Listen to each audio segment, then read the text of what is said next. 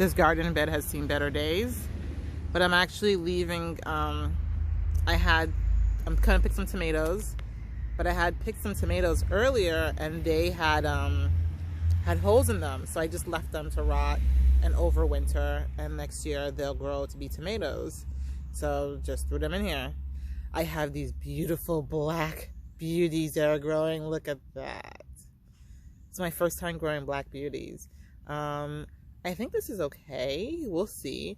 It is September. Ooh, no, actually we have an issue.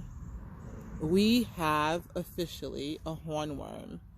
And I know that because, I'm not sure if you guys can see this. Here's the poop. So we officially have a hornworm in here. And that could explain why all the tomatoes that I picked a couple days ago had holes in them. So we now have to look for this hornworm and find it,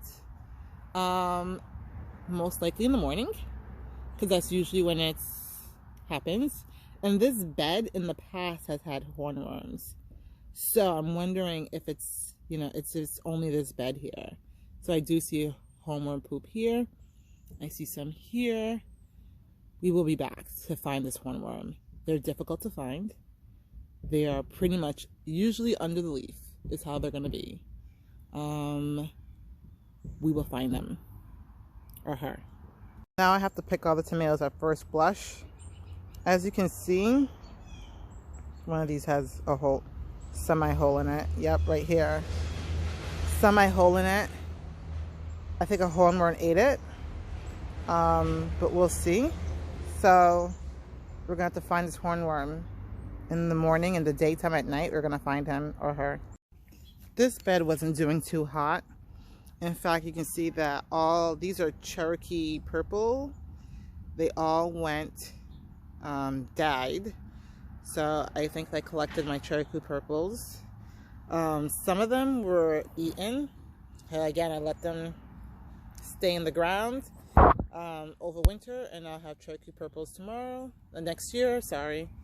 But some of them are doing really well. Like, for instance, there's some right here still. This is actually huge. Look how tall this is. This is about 5 feet tall. This is a tomato. I think it's mortgage lifter. And we also may have some damage right there. I see a poop from a tomato hornworm. I will need to find this tomato hornworm because I'm actually looking forward to these tomatoes here. And this right here is a Haiti paste tomato, also coming back to life. You can see all of this greenery right here, which was not the case a couple of weeks ago. I had to really do some work and add some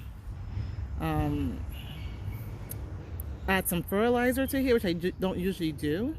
So I added some fertilizer because everything was like kind of this brown color.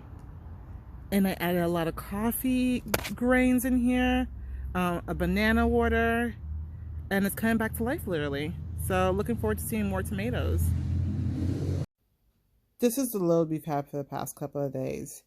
The Cherokee purple tomatoes right there, the plant was dying, so I had to grab them a little earlier than I would like. And you can see, ooh, they're still red at the bottom right now, and they're still green at the tops. So let me see, squeeze it. It's a little squeezable, so it may be good, ready to eat and whatnot. These are a lot of Haiti tomatoes. They are very prolific, and they come in this size. This is Haiti paste. They're also known as the manzana tomatoes. They come in this size for the most part. Oh, there's one of our Hungarian peppers right there. Look at that. Look at that beauty right there. This is not as spicy as I would like, but it's still good. We use them for eggs mostly. Like we make, fried eggs. We put this in here. But so far, so good.